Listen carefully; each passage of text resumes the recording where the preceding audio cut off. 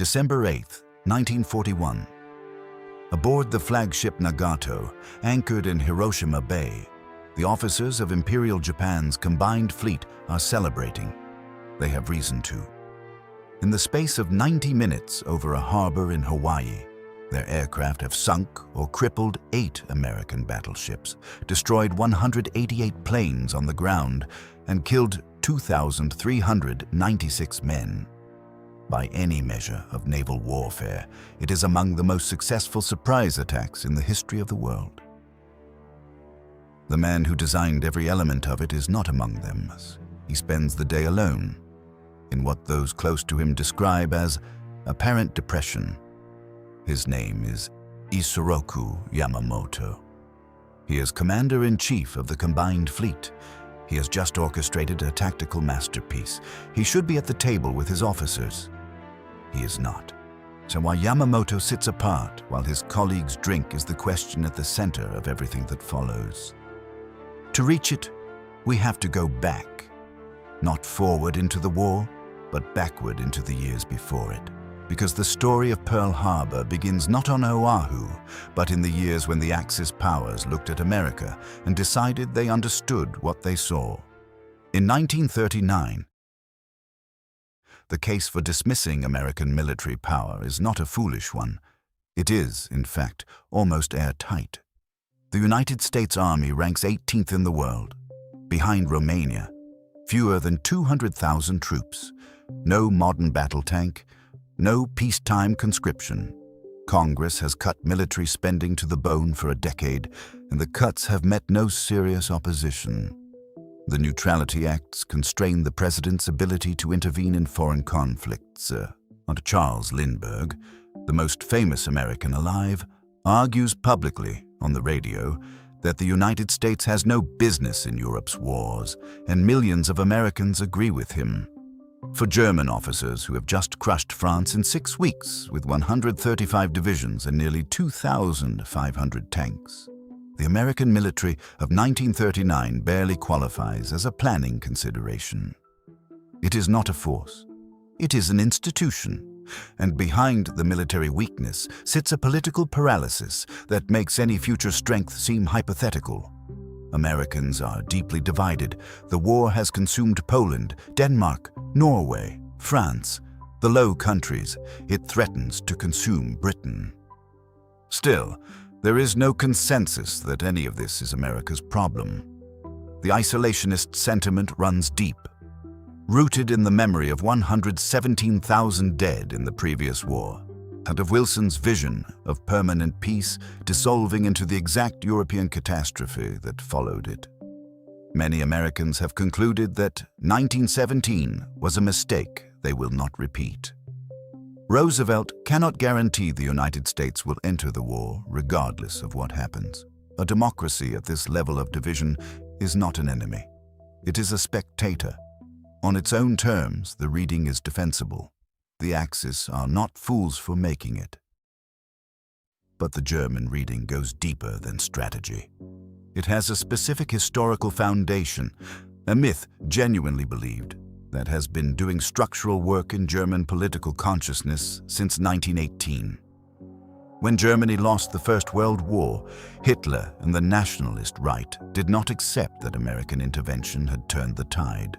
They believed Germany had been stabbed in the back, defeated from within, see, not from the front. The Americans, in this telling, had contributed almost nothing militarily. If you believe this, and Hitler believes it completely, then dismissing American military potential is not a lapse in strategic thinking. It is the logical extension of your understanding of history. America didn't win the last war. Why would it decide the next one? This sets the mechanism in place long before a single shot is fired. Hitler does not simply dismiss America. His view is more complex than contempt and more systematically dangerous for being so. He knows the scale of American industry. He has studied the statistics, the automobile factories, the steel production, the sheer physical immensity of the country. So what he cannot accept, what his entire ideological framework is built to reject, is the idea that a nation he considers racially degenerate can translate material potential into martial will. The Table Talk records him describing America as a decayed country, its social order compromised, its political life corrupted. Whether or not these are his precise words from a reliable transcript, they reflect a view documented across multiple sources and entirely consistent with his strategic behavior. This is not stupidity dressed as philosophy. It is a coherent framework, and it is wrong in kind, not merely in degree. Hitler isn't misreading the data.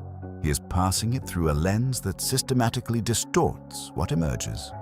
His own people see it. Nicholas von Below, his Luftwaffe adjutant, is privately stunned by what he calls Hitler's cluelessness about American military potential. Ribbentrop raises the issue formally. In writing, declaring war on the United States means fighting another major power. Hitler dismisses him.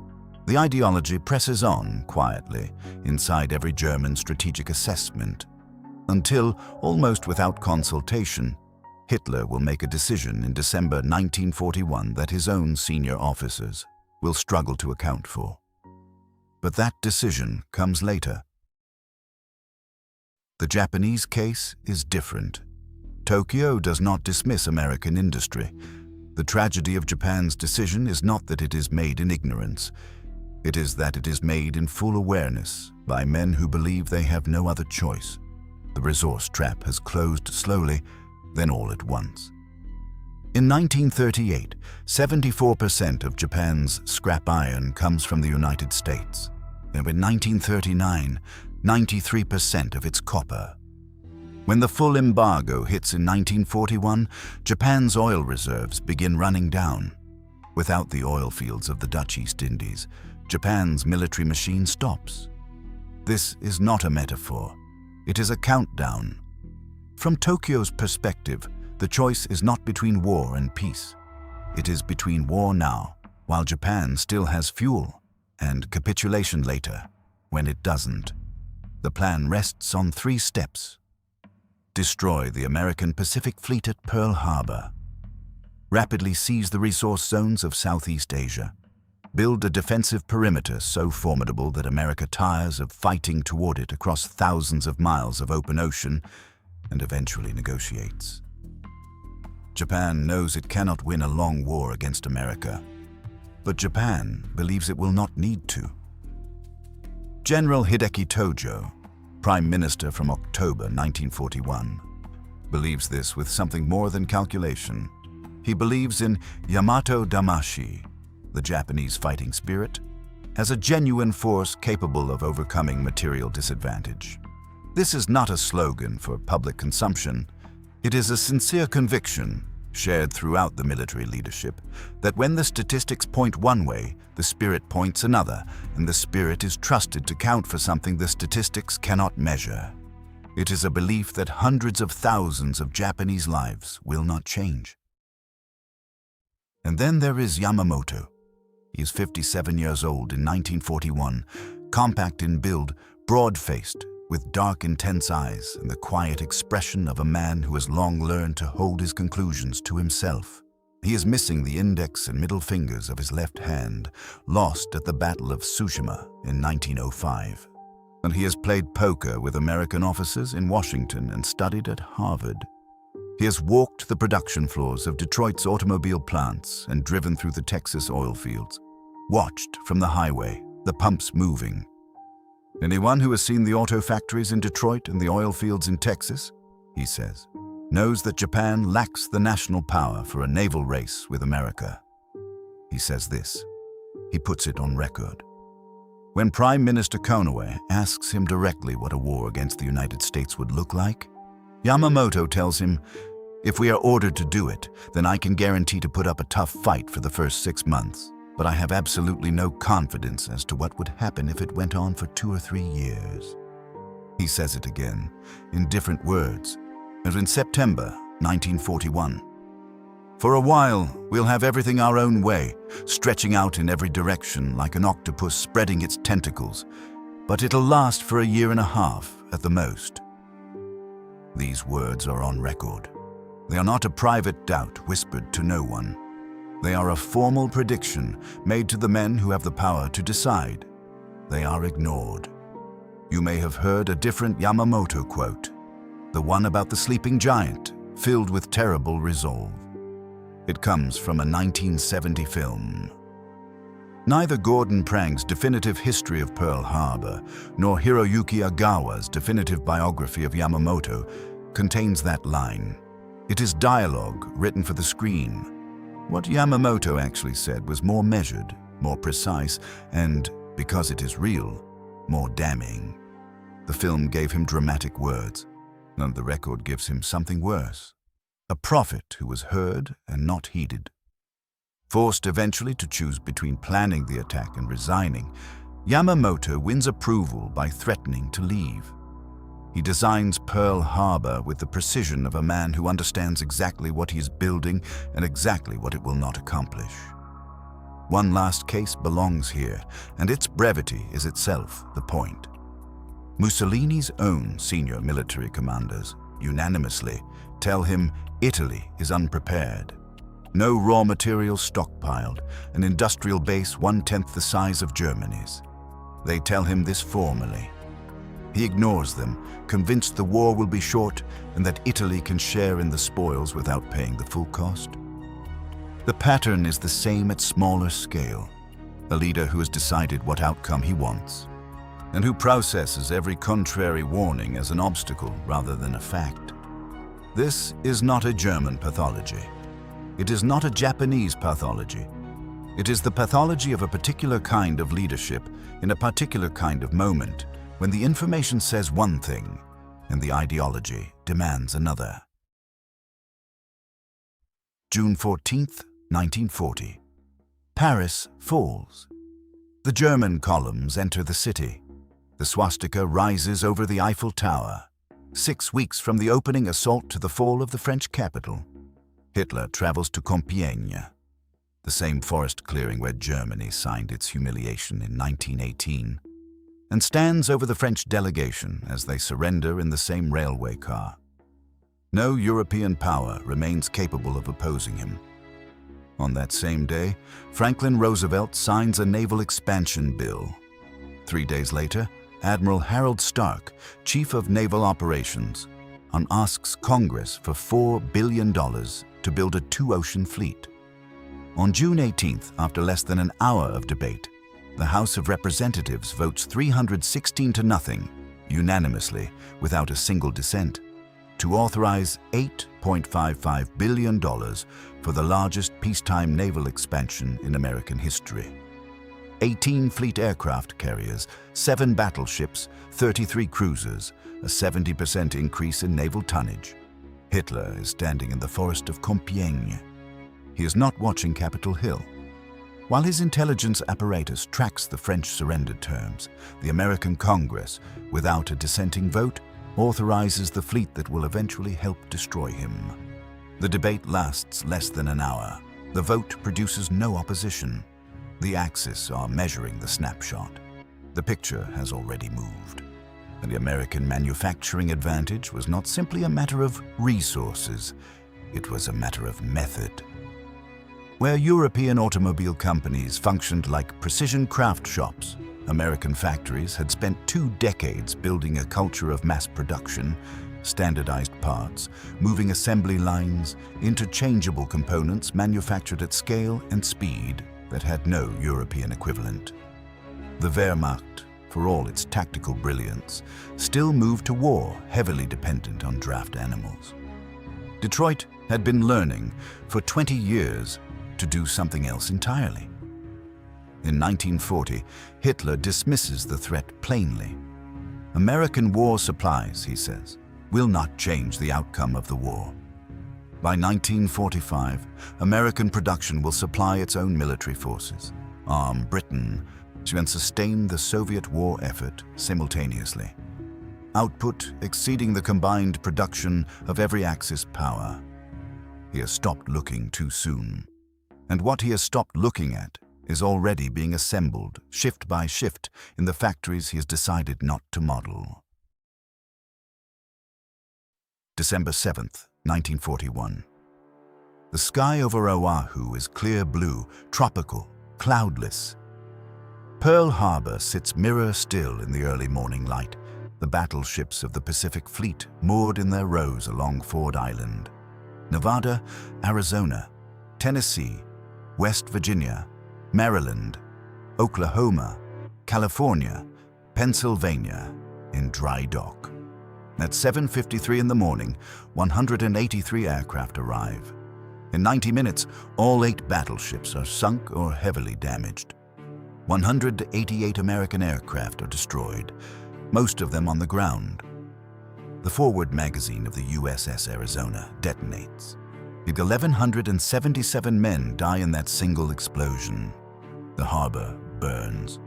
Black oil smoke rises against the blue morning sky. By every measure Japan set for itself, the attack exceeds expectation. 3 things the attack does not reach. The 3 aircraft carriers assigned to the Pacific Fleet, Enterprise, Lexington, Saratoga, are not in port. They are at sea on routine missions and survive the morning without a scratch. Japan has destroyed battleships in an era already giving way to carrier warfare. The weapons that will determine the Pacific War escape unharmed. The oil tank farms hold 4.5 million barrels of fuel. They are not struck. The submarine base is undamaged. The repair infrastructure, the dry docks, the machine shops, the facilities that will put damaged ships back in the water, is intact. On Japan's reasoning, the war will be short. These facilities won't have time to matter. The logic is self-consuming. The only scenario in which the war is short enough for the oil farms not to matter is the scenario in which America cannot rebuild its Pacific naval power. The facilities Japan has just left standing are precisely the facilities that will allow America to do exactly that. The short war assumption has been smuggled into the tactical plan as a conclusion. Japan has not struck the infrastructure because Japan believes the infrastructure will be irrelevant. And the infrastructure will not be irrelevant because Japan has not struck it. The third failure is the one no plan can account for. December 8th, Congress declares war. The Senate vote is 82-0. The House is 388-1. And Americans who have spent years insisting they will never fight begin enlisting the same morning. Japan's bet that this country lacked the character for a long war is answered the following day by the character of the country. 4 days later, in Berlin, Hitler enters the Reichstag. He speaks for 88 minutes. He denounces Roosevelt as a warmonger. He declares war on the United States. The deputies erupt in acclaim. The tripartite pact does not require it. Under its terms, Germany is obligated to come to Japan's aid if Japan is attacked. Not if Japan attacks first. Japan attacked first. Hitler owes nothing. He declares war anyway, convinced that Japan's strike has drawn the American Navy into the Pacific, that the Atlantic corridor will open. In doing so, that he hands Roosevelt the one political gift that American isolationism might otherwise have denied him for years, a reason to fight in Europe. Before December 11th, American fury is directed entirely at Japan. The political path to a European war remains uncertain. Germany first, the Allied strategy to defeat Hitler before turning full force on Japan, requires a consensus that does not yet exist. Hitler provides it himself, without obligation, without preparation, without warning his own admirals to reposition their submarine patrols before the declaration goes public. The strategy that will lead to his defeat is, in part, his own creation. What follows is not a gradual shift, it is exponential. The Grumman Corporation begins producing the F-6F Hellcat fighter in Hicksville, New York, from experimental stage to production in 18 months. More than 12,000 aircraft in 2 years, a kill ratio of 19-1 in Pacific air combat. The assembly lines in Detroit that Yamamoto once walked through convert from automobiles to tanks and engines and aircraft without slowing. By 1945, American gross domestic product approaches the combined output of every other major power in the war. The production lines outpace every Axis projection inside the first year. Yamamoto had told Konoe he could guarantee a tough fight for 6 months. He said he had absolutely no confidence beyond that. In June 1942, almost exactly 6 months after Pearl Harbor, the Imperial Japanese Navy sails toward Midway Island. The strike force includes 4 fleet carriers. Akagi, Kaga, Soryu, Hiryu are the same carriers that struck Pearl Harbor. American code breakers have read the Japanese plan. The U.S. Navy is waiting. In 2 days, all 4 carriers are sunk. Japan loses more than 3,000 men and 248 aircraft, and the experienced aviators who flew them, men who cannot be replaced on any production line. The naval balance in the Pacific shifts on those 2 days and does not shift back. 6 months. Almost to the day, April 18th, 1943. 16 American P-38 fighters take off from a base in the Pacific. They are guided by intercepted Japanese signals intelligence, the same cryptanalytic capacity that identified Japan's plans before Midway and turned that battle before a single bomb fell. The base they are launching from is Pearl Harbor. The target is Admiral Yamamoto. His transport aircraft is ambushed over Bougainville Island, till he is killed. The man who designed the attack that opened the war dies because of intelligence operating from the base his own attack left standing, because his own war plan assumed the war would be short. From the submarine pens at Pearl Harbor, undamaged, intact, American submarines are already ranging across the Western Pacific. By 1944, they have severed Japan's oil supply lines entirely. The oil of the Dutch East Indies, the resource that drove the entire strategic gamble, cannot reach the home islands. The ships are sunk. The convoys are hunted. Japan went to war for oil and cannot get its oil home because it left standing the base from which the submarines operate. By the summer of 1944, American forces fight simultaneously across the Pacific Island chain, closing on Japan. They land at Normandy and break out of Italy. They deliver 1,200 aircraft sorties per day over Germany. The two-ocean war, not a projection, not a contingency, a fact written in the operations logs of the American military. The Axis intelligence files were not fabricated. The data was real. The army was small. The politics were fractured. The isolationists were loud and numerous and sincere. A reasonable analyst, looking at the evidence in 1939, could have concluded that America would stay out, or that if it came in, it would come too late and too divided to matter. What no intelligence file contained, what no ideology had given anyone the tools to model, was what happened when a nation that genuinely did not want to fight, that had spent years insisting it would not, was attacked without warning or declaration on a quiet Sunday morning in Hawaii. Not a policy, not a strategy, and a quality of resolve that fit no existing framework, because the frameworks had been built by people who had already decided what they wanted to believe. They had measured the America that was. They never modeled the America being assembled. Yamamoto knew. He wrote as much to editor Ogata Takatora in January 1942. Not the words the film put in his mouth, but his own. It is certain that, angered and outraged, he will soon launch a determined counterattack. He was right. He knew he was right, and there was nothing he could do about it.